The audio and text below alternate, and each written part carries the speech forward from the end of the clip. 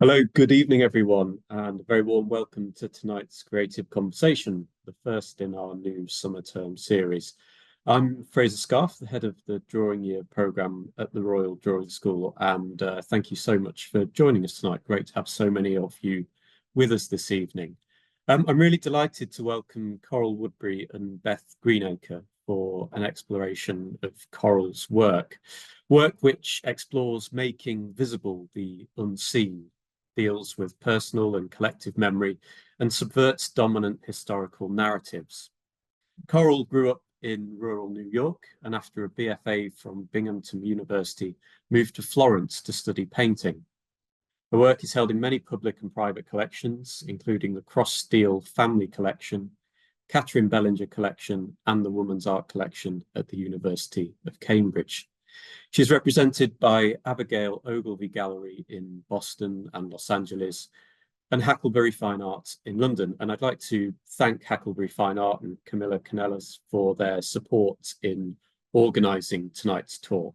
And I should mention too, and I'm sure Coral will as well, that her fantastic solo show, Revised Edition, is currently on at Hackelbury Fine Art for a few more days at least. So please do go and visit the show after hearing tonight's talk. Beth Greenacre is an art advisor, curator, and consultant working with private clients, family offices, and corporate collections. Soon after graduating from the Courtauld Institute of Art, Beth became the curator of the David Bowie collection. And as well as co-curating numerous exhibitions with Bowie, she oversaw the sale of work from his collection at Sotheby's in 2016. Greenacre is the curator of Albright, the chairperson of the Courtauld Association Committee, and sits on the executive committee of the Association of Women in the Arts.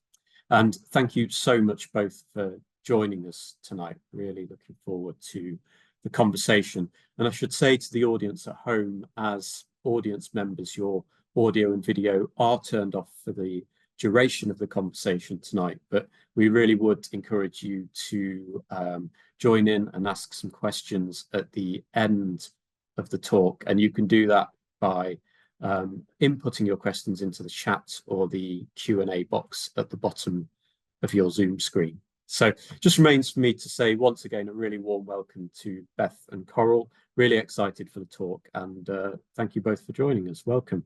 And Beth, you're in London. Coral, you're in the States. So thank you for joining us as well. And I'll hand over to you. Thank you, Fraser. Hi, Coral. Hello again, Beth. So nice to see you. We've been spending a lot of time together over Zoom recently, so it's lovely to see you again. I'm going to share my screen so that we can start talking about the wonderful work in the current exhibition that Fraser has introduced, which is Revised Edition at Hackelbury Fine Art. Let's make sure I get this correct. Here we go.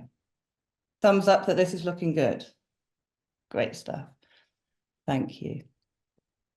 So Coral, I first came across your work at the Mother Art Prize, which you've just reminded me was 2020 or 2021 here in London. And I followed your work ever since. Most recently, seeing it in the wonderful exhibition that Griselda Pollock curated at Hackelbury Fine Art. And then obviously most recently in a solo exhibition at Hackelbury Fine Art here in London, which, as we've just heard, closes in a couple of days' time. And I just thought the best way to frame this conversation, because there's so much going on in your work and so many things that I want to hear more about, is a sort of top line, who, what, when, and how. But first of all, the what, in the sense I want to just try and explain my personal experience as a viewer and the audience on first entering the exhibition at Hackelbury. As you can see here from the slide, you enter the white cube space and you have this very linear presentation of women's faces. They're in the main in black ink on black and white printed pages, torn pages from a book, I noticed at first. and they're all pretty much staring directly at you. It's quite a overpowering experience, but you're instantly drawn in. So what is it that we're looking at? We're looking at pages from Janson's History of Art. For those of you who may not be familiar with Janson's History of Art, it's the American equivalent of Gombrich's Story of Art. And pretty much like Gombrich, as a white male, he wrote a really patriarchal vision of Western history. It's important also that we mention that it's a Western history.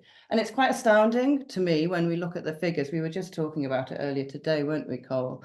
4 million copies, I think, in 15 languages sold of Janson's Story of Art.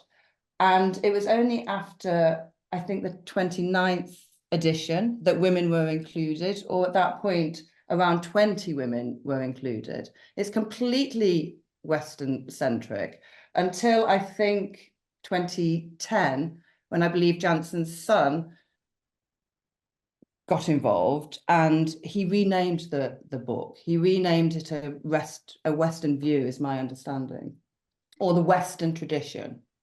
Am I correct in saying that? Yeah. So it's quite clear what we've got. We've got a white, pretty much heterosexual male version of art history.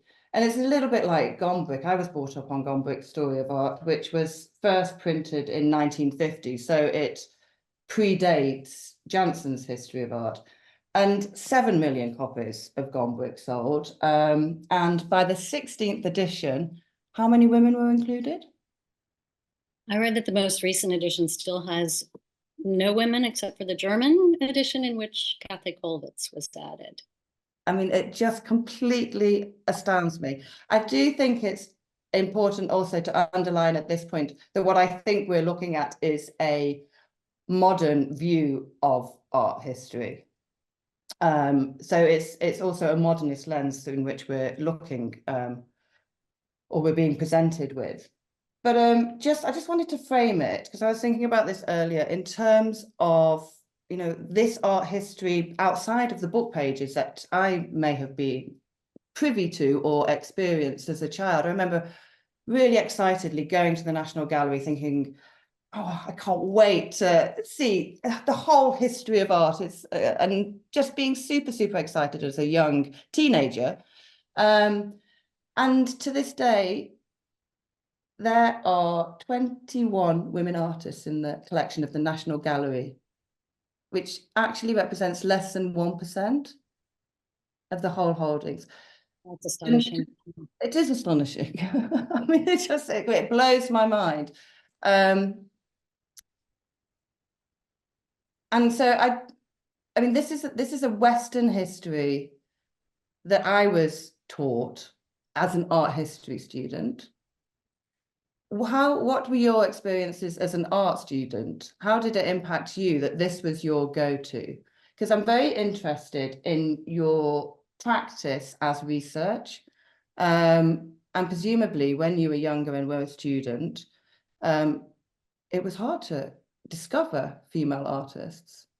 All right. Well, it didn't even occur to me that they were missing. You just sort of take what is as natural. This is the history of art. And it was much later on that I realized it was missing an awful, awful lot of the story.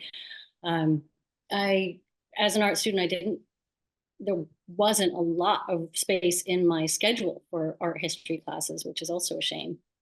So I really had very, very limited knowledge of art history. And that's really how this project was born. Simply not knowing and wanting to feed my own ignorance.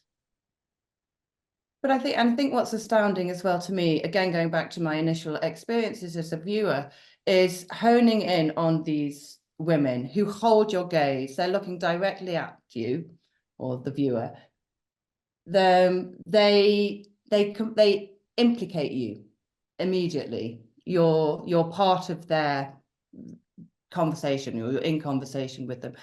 But even to me, there were familiar faces that sprung out. There was Jenny Holzer, Claude Cahoon. Who else can I see here? Dora Maar, I can see here immediately. But then there were many that I didn't recognize at all. And so I myself went away thinking, well, feeling rather ashamed, but also wanting to do that research myself, to learn about these female figures, these artists who had been written out of art history, and as as we heard, have been made invisible. But they weren't just women that were marginalized. You're representing Black women, queer women, non-binary women. They're all presented there. These are all these marginalized voices that you're giving voice to, and you're elevating to the place where they should be, to where they should be seen.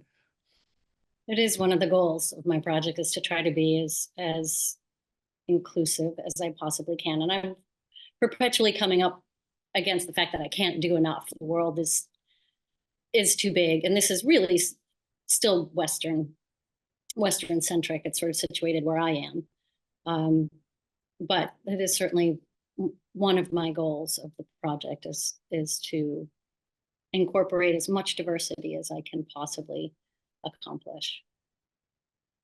And can you tell us a little bit about the process? Because on first sight, many of the subjects, the women looking out at us, seem to be aesthetically or formally aligned with what is on the page, whether it be the text or the images. But then actually, when you look closer and you're encouraged to think more, you notice that there are many other considerations that you take into account that are much more conceptual or personal. So there's a lot of personal narratives as well that I think are woven in.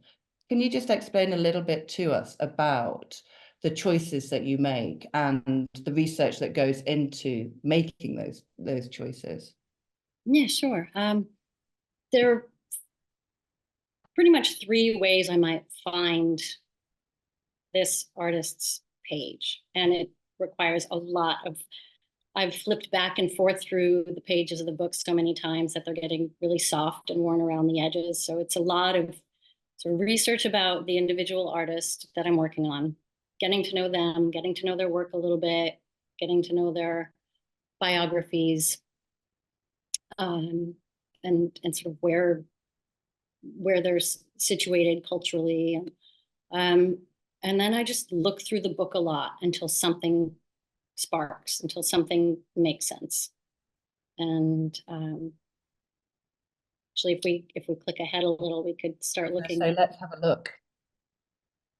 So we've got 2 American artists here from different generations. We've got Simone Lee, who was the first Black female artist, woman artist, to represent the US in Venice, and that was only 2022. So not this Venice, which is currently launched, but the previous one. And Clementine Hunter. Can you tell us, well, first of all, Clementine was not an artist that I was familiar with. Simone, I've got great respect for, and I think is a wonderful artist. But interestingly, it's not until recently that she's really been acknowledged by our institutions and otherwise. But Clementine Hunter has been completely overlooked, from my understanding. Clementine was born on a plantation at Melrose Plantation in Louisiana, and it was, to some research, the first plantation built by and for free Blacks. She lived on that plantation from 15 on, picking cotton. Pretty much spent her life there. Before that, she never got a formal education. She left school at the age of 8 and started picking cotton at the age of 8 because the school was harsh and segregated. It was a Catholic school, and so she worked alongside her father picking cotton. And then at Melrose Plantation became a sort of a kind of arts colony. And some artists left behind tubes of paint, which she picked up, and when she was already a grandmother, started painting on everything she could find: window blinds, pots and pans, you name it. And so I placed her on top of some of the Lindbergh brothers' kind of views of rural life and the farm and sort of community life, which is a sort of parallel with a lot of what she was painting in the folk tradition, untrained. And then it looks to me like Simone Lee has been positioned over a crucifixion. Mm-hmm. The first thing that caught my eye about that page was actually the shape and how it echoed some of the shapes of her vessels and African architecture. But then there was also something poignant, I think, in the way she is herself. Just the story she's working on with marginalized figures and the kind of compassion and sympathy with which she approaches her work. And just quickly, whilst we're on this slide, can you talk to us about these stamps? They're the red, they look like library stamps or archive stamps. Again, you know, this idea of archiving, researching, preserving, elevating. Can you just talk to us about these red stamps and how they relate to your own practice and maybe your history and training? Well, they are in fact a sort of library date stamp, so overdue stamps. The pages are all torn out in an order that has nothing to do with sort of asynchronous now, and so those are my way of keeping track of the date on which I made the work. And so when they're ideally essentially reassembled again in a book format, I would like them to be in the date order, because there's this sort of progression in the way that they've been made, and how, you know, after doing 183 of them, they look different than they did the first week I made them and was figuring out the Sumi ink and how I wanted to approach things and what things I was looking for in the images that I saw. And so it is very much a kind of date stamp for the book. But when you present them, let's go back to this slide, in an exhibition context, or in this exhibition context, so there's no linear, there's no temporal linear progression. And this for me is really powerful as well, because it's sort of debunking this Western notion of linear time and progress, which is written into the books such as Janson's and Gombrich. And I think there's something rather powerful about that, and kind of revolutionary, really, that you're bringing all of these women from different periods, different generations, different epochs and times and geographies, and they're all equal. They're all our sisters. That's right. They all share the same importance and right to be seen. I'd like to kind of destructure the heteropatriarchal art history that we've been given in kind of every way I can figure out how to take it apart. And that's another way that makes sense to me. And then I like how, if you do ever bring them back into a book form, it will be your sort of temporal, it will mark your time and your relationship with each of these characters as well. So presumably, and I guess this is a question rather than a statement, presumably one artist leads you to research another or another. Is that how it progresses? Because I'm fascinated about how, as you've said, you will be doing this for the rest of your life, because there are so many women written out of art history. But how do you actually approach each new piece of research, each artist? I really thought I'd go about it in a much more systematic way than I have. I thought I would have spreadsheets. I don't know why I thought that. I don't use spreadsheets. But it really is such a journey of personal curiosity.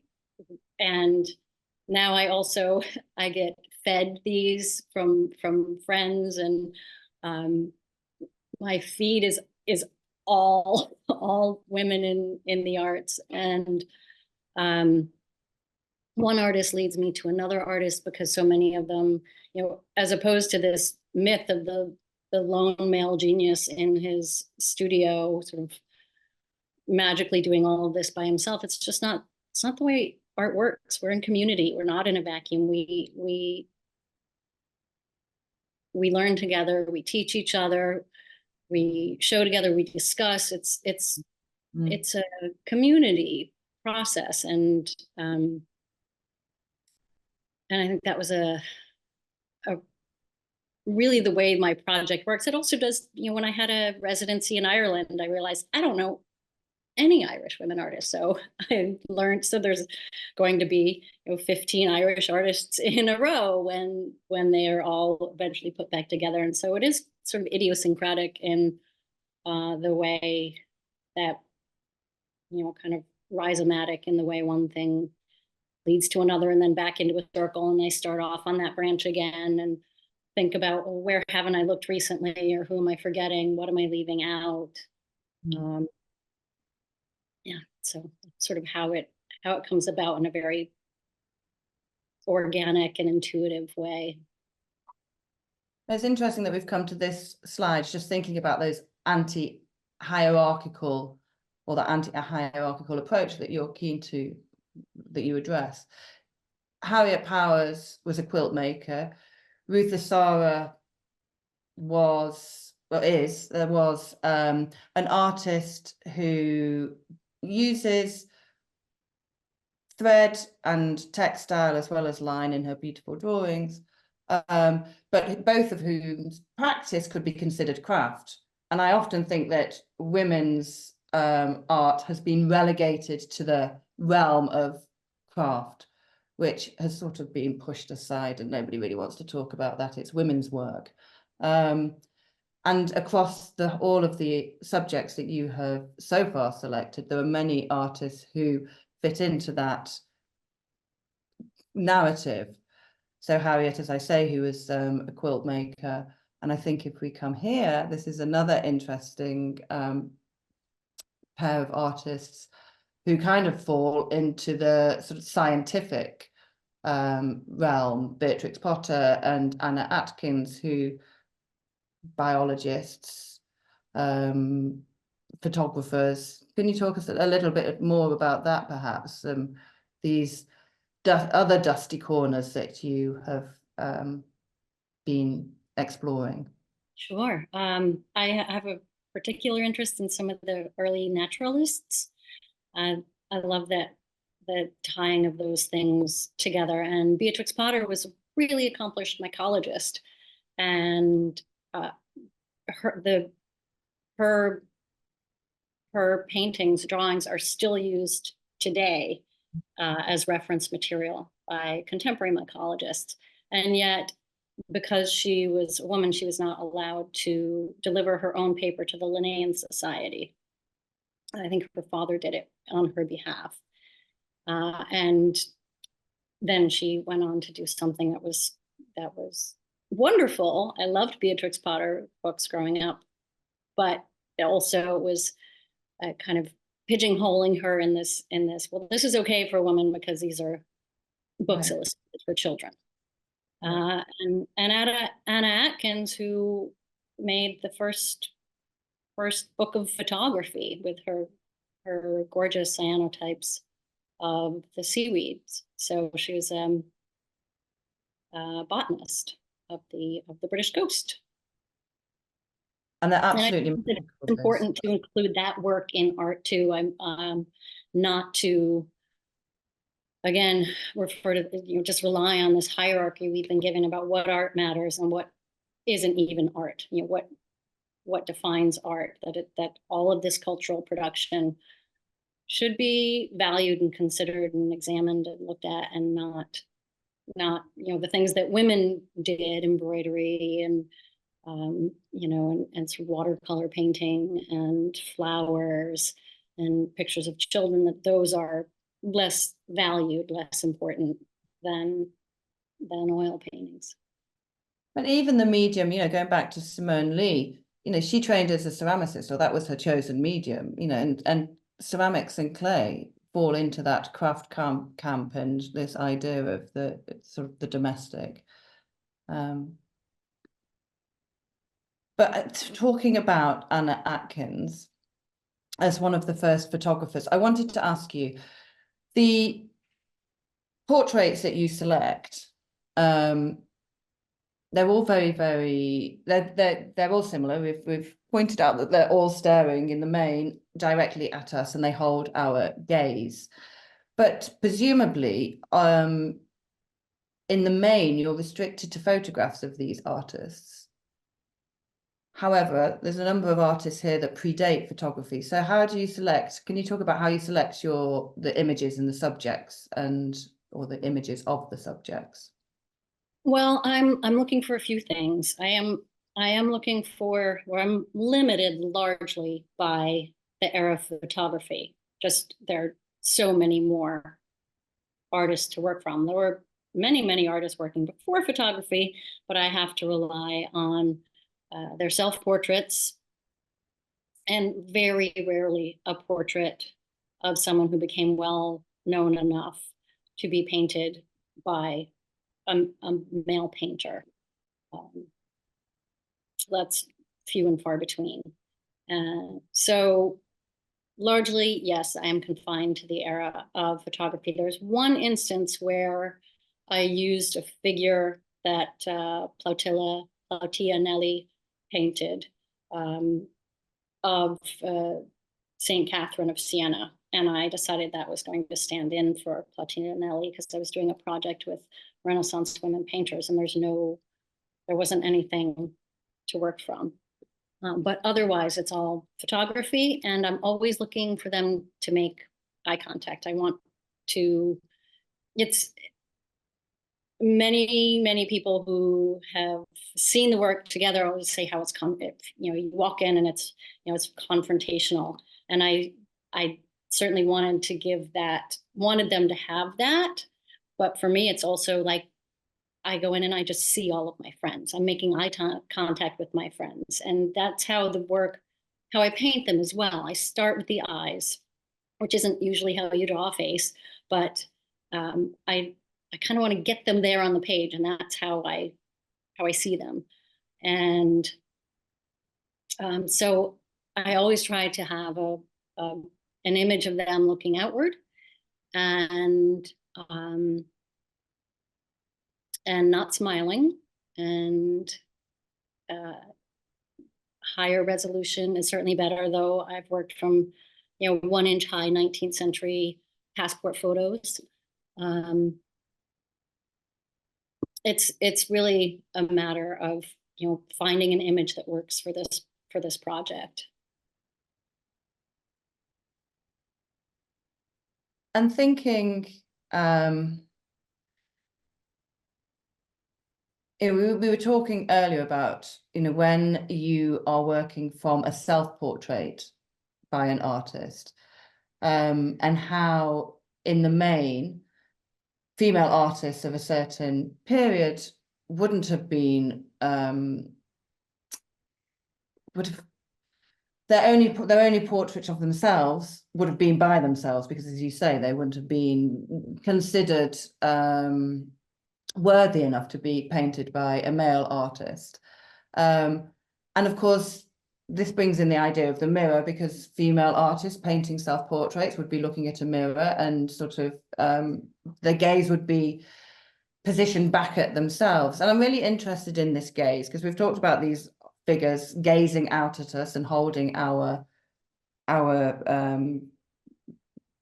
in their gaze, and thinking about the fact that most of the photographs were probably taken by men, thinking about, you know, John Berger and Laura Mulvey and this idea of the male gaze, and how you disrupt that and how you are disrupting that through this this process. There's a few examples that I think are super interesting to look at with that in mind, including the likes of, well, here's Dora Maar and Tamara de Lempicka. And obviously Dora Maar was Picasso's lover. And this is an image, I think, of Dora Maar taken by Man Ray, the famous surrealist photographer, who, you know, she was assistant to as well. So this is most definitely an image of a woman through a male gaze or through a male lens. And interestingly, Picasso fell in love with her from a photograph that Man Ray had taken of her. And this is a really gendered like, lens in which we're looking at this woman, but she holds her own. She becomes your subject, which I think is really powerful and interesting. Is there something to sort of say about that, what it feels like as a female taking a photograph taken by a man of a female artist, a woman artist that you admire? What does that actually feel like? Because it must feel like a responsibility. It's an incredibly generous act, but I think there's a huge responsibility there too. There is. I hope I've lived up to the responsibility. Absolutely. But Man Ray's image is clearly an eroticized image of Dora Maar. And if you compare that to Tamara de Lempicka, she was really painting nude women from the female standpoint. And so she was really kind of deconstructing and the history of the male gaze. And I think in the next slide, maybe there's some others and then Claude Cahun, who you and I had been speaking a bit about how all of her images and the way she played with identity and gender issues and fluidity and those were taken. A lot of her photos were taken with the mirror, and so actually that's why I placed her on the page with the Roman mirror. And also as a surrealist, I thought she'd appreciate having the sort of fortress there under her chin instead of the sheet that's in the original photograph. That's her earliest self-portrait. But all of these images, whether they were photographed by a man, self-portraits photographed by themselves, or painting self-portraits, in a way, I recognize that history, but it doesn't matter for the way that I'm working with them or approaching them. I'm sort of looking for who they are, where they are in that image, or behind that image, the things I read about their lives, about their work, about their experiences of being whoever and however they were in the world. And so I'm using, I used the Man Ray image. I had actually done a previous Dora Maar, and I wasn't really satisfied with the way it came out. The photo I was working from just didn't have the same forcefulness. And I wanted, though it's an exoticized image of her, she's also really intense in that.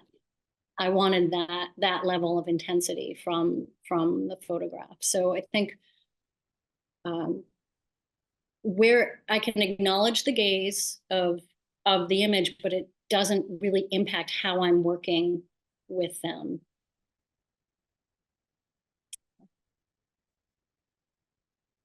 And thinking about, I mean, I love this image of Claude Cahun, but I've always been fascinated by Claude Cahun as an artist and a surrealist and a photographer.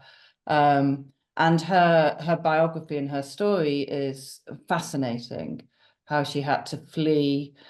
She ended up in Jersey, correct? Not Guernsey. In Jersey, with who we suspect is her lover. But she did these incredible sort of non-gendered, or I think she famously said, male identity with female identity, who cares? Like, completely threw wind to that notion. And we're talking sort of, beginning of the 20th century. And she did these incredibly beautiful photographs using herself and mirrors and her lover, and then these very beautiful landscapes as well. She's just somebody who's always fascinated me. And then Gluck also, working in the in the 30s, and did that very famous portrait of her and her lover that she called Marriage.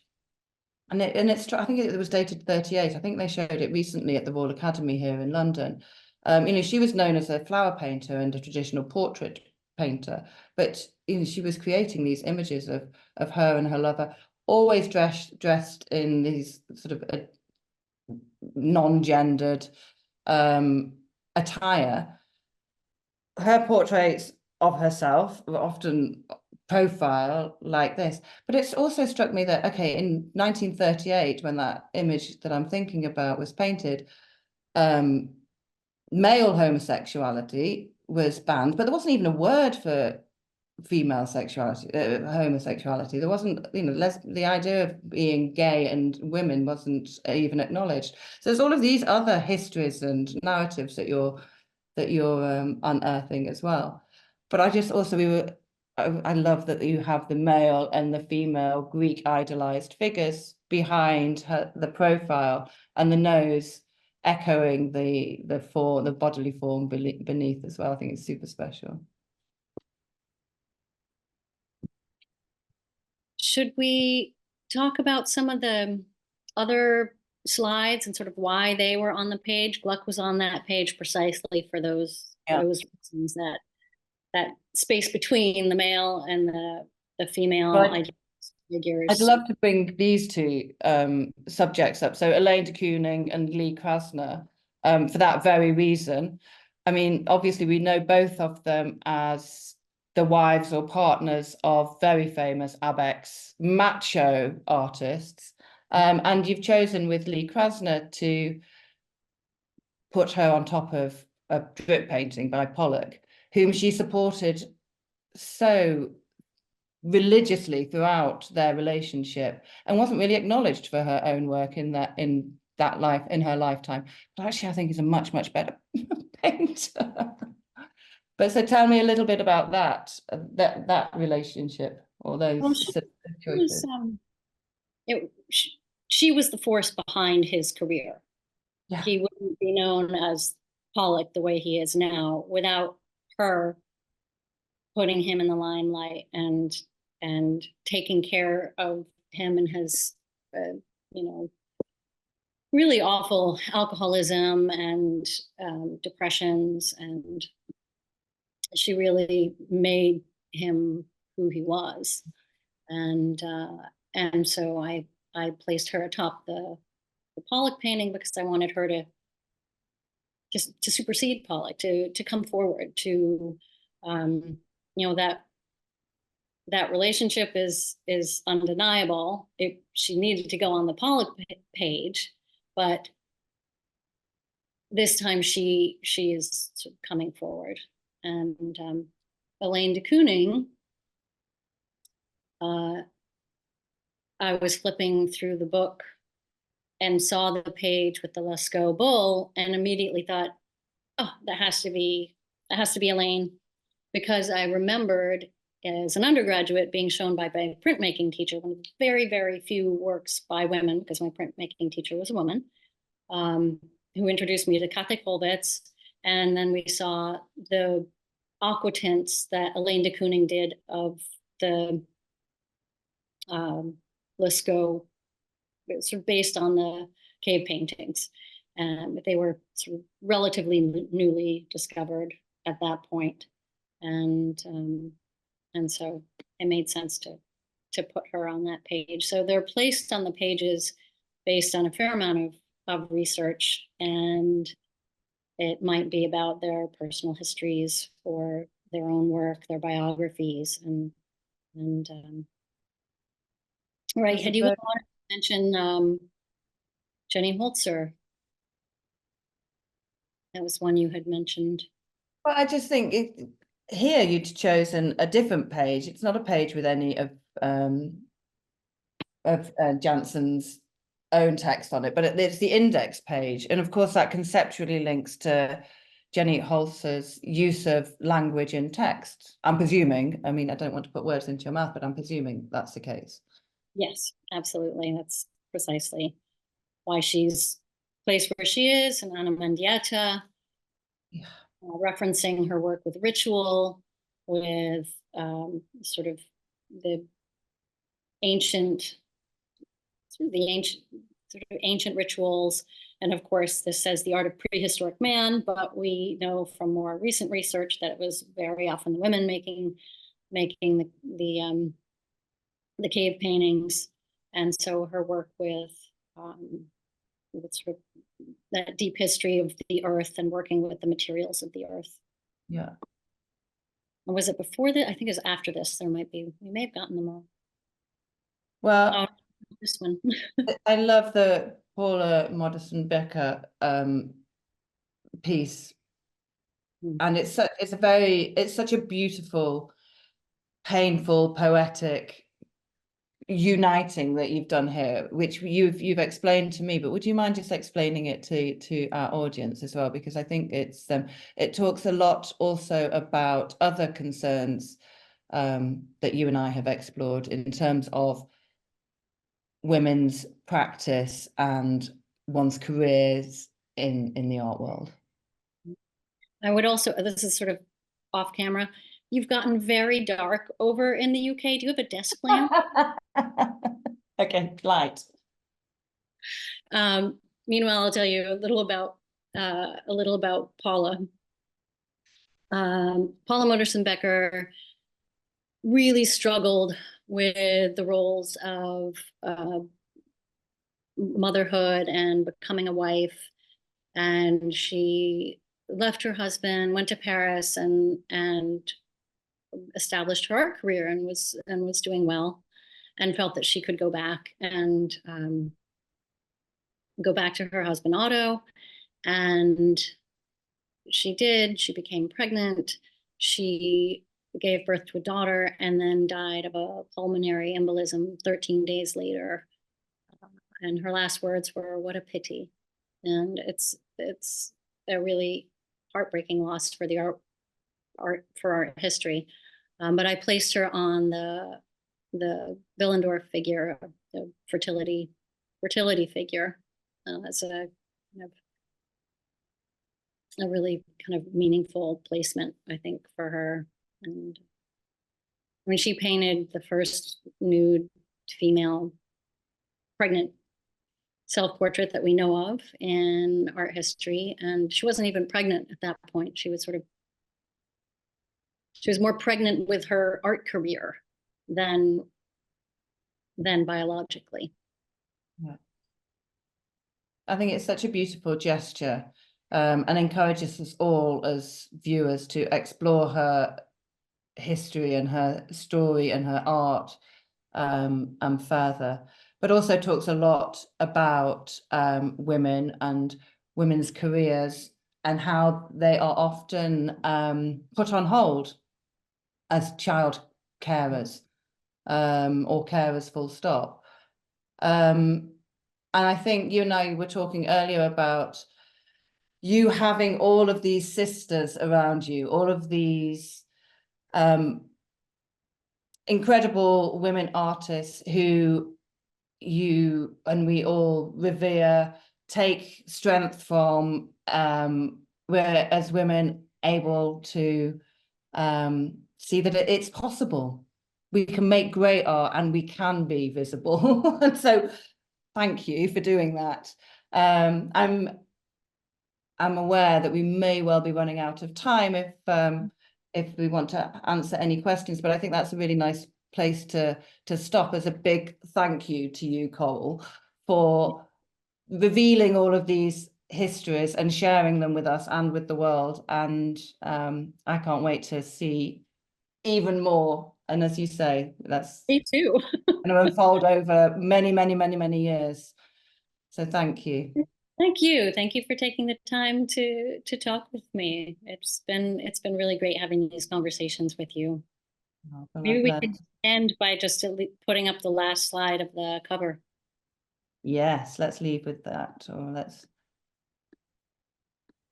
because this is such a striking image which is included in the current show at Hackelbury, and you're taking control and you're filling the space of the cover of Janson's History of Art. And this is a slightly different process, isn't it? You have cut into the linen of the surface, and so what we're seeing underneath is, I guess, the hard Paper. cover.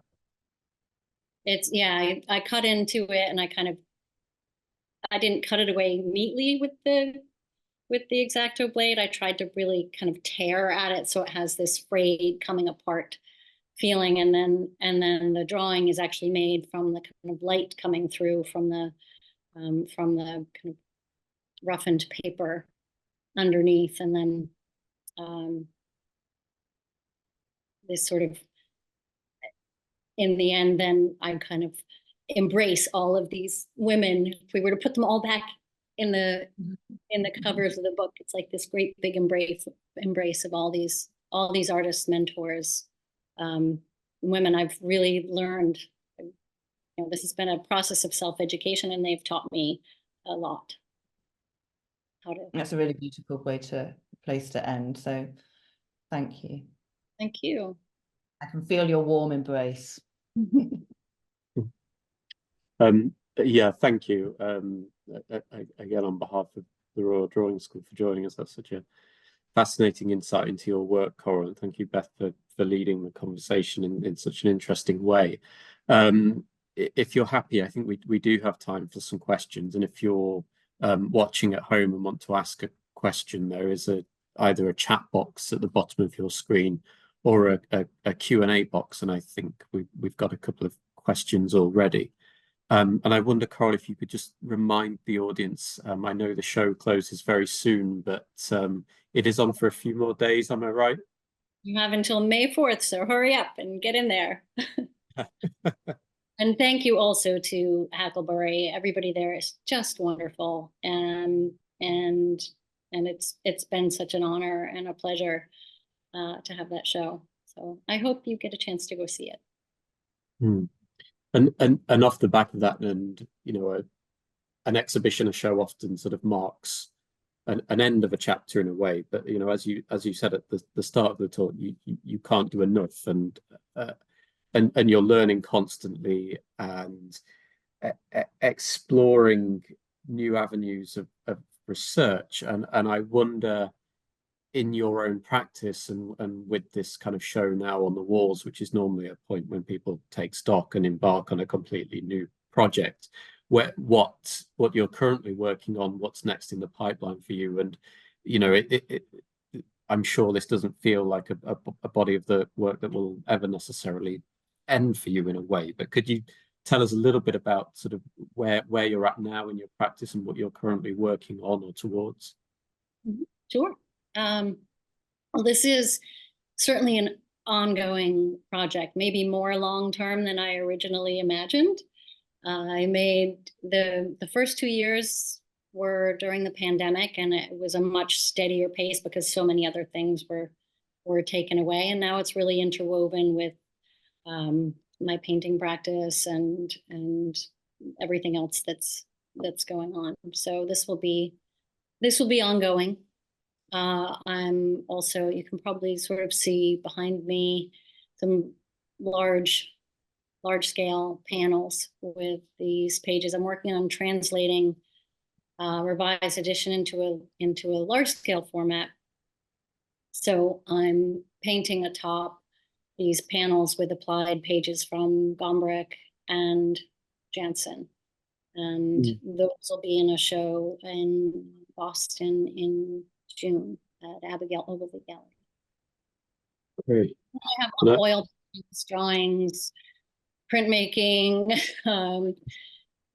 oil paintings also based in art history, women's art history, sort of sampling and remixing and pulling figures together to create new storylines, new possibilities, new imaginings.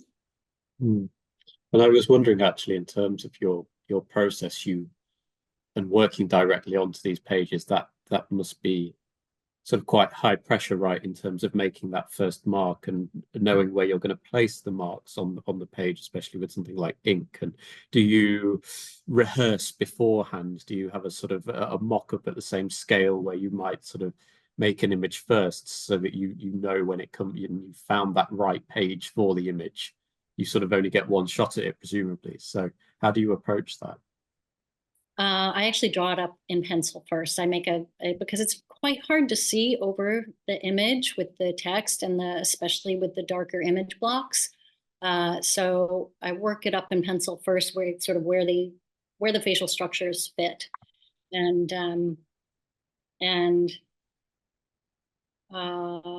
this, I'll let you in on a little secret. I now have a couple extra copies of the book, but I've only redone a couple. I've only redone a couple that I just felt like this could be stronger. And sometimes I decide that it's the photograph's fault and I need to get a better photo to work from. But yeah, it's really I think because I started this for myself, there just doesn't feel the kind of pressure that this. I didn't start out intending this was not an idea for exhibition or for a project for people to see. This was for my own study, and it's really a research project of my own. And so maybe that took some of the ink pressure off, but yeah, it helps to draw it up in pencil first, so I can kind of see where on the page things lie.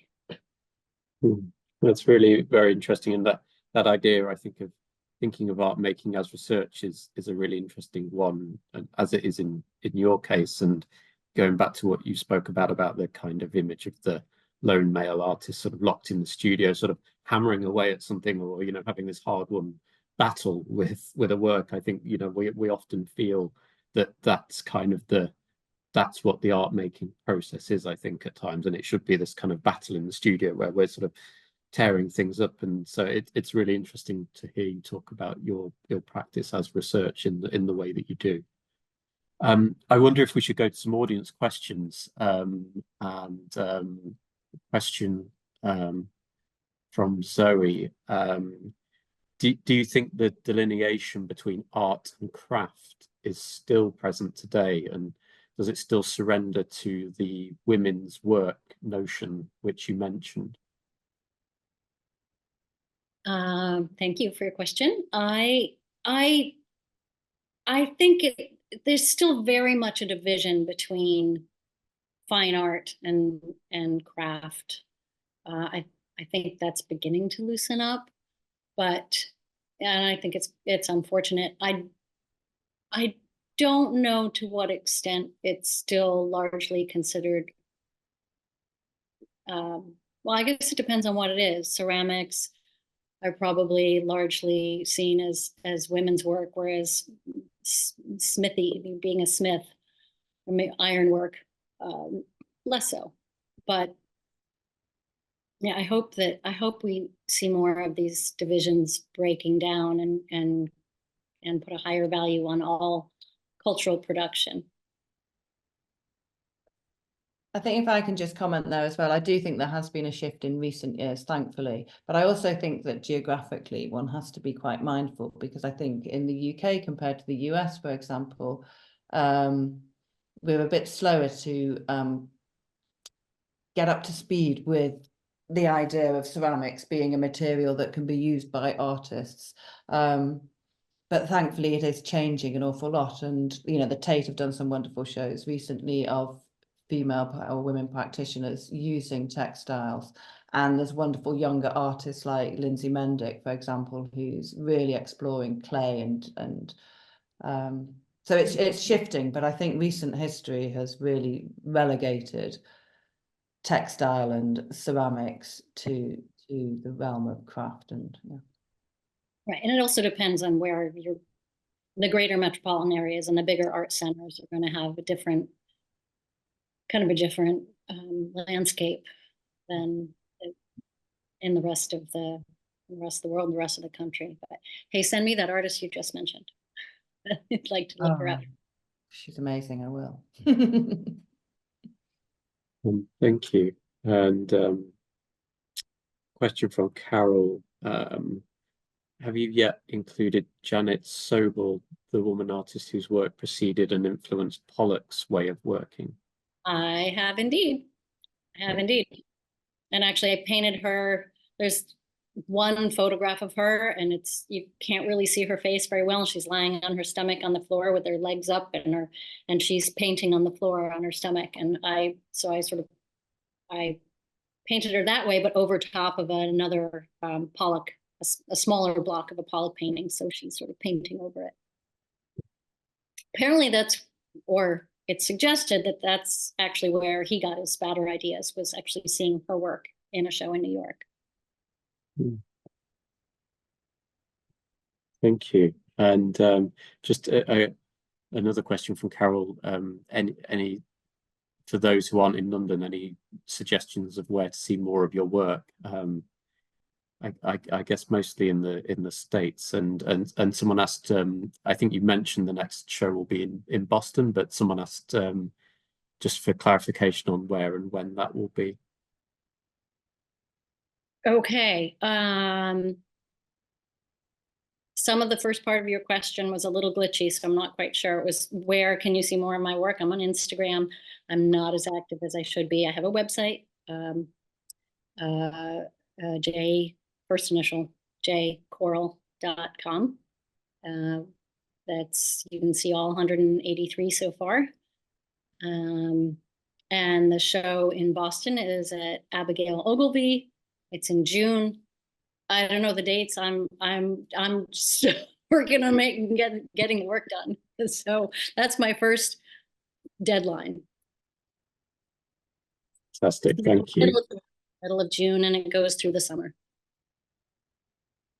Thank you. Yes, and yeah, just a reminder too that the show is still on in London if any of you can make it at Hackelbury until the 4th. It's very soon. Yeah, run. I think that brings us sort of quite neatly to a close. So just to say thank you both once again for joining us tonight. It's been a really wonderful and inspiring talk, and I'm sure everyone listening will have learnt a great deal. And I think that process of research that you're undergoing, I think will encourage many of our audience to go away and do their own research and to make their own inquiries. And really thank you so much for giving your time this evening to be with us. And yeah, please feel welcome to pop in at the school when you're next near us. I look forward to that. And thank you so much. Thank you to the Royal Drawing School for hosting us. Thank you, Beth, for taking the time to talk with me. It's been really great. And thank you, everyone, for coming. And thank you also again to Hackelbury for my show. Yes, thank you, everybody. It's been a pleasure. Thank you. And thanks so much, everyone who joined tonight at home. Thank you, and we'll see you next time. Thank you. Bye-bye.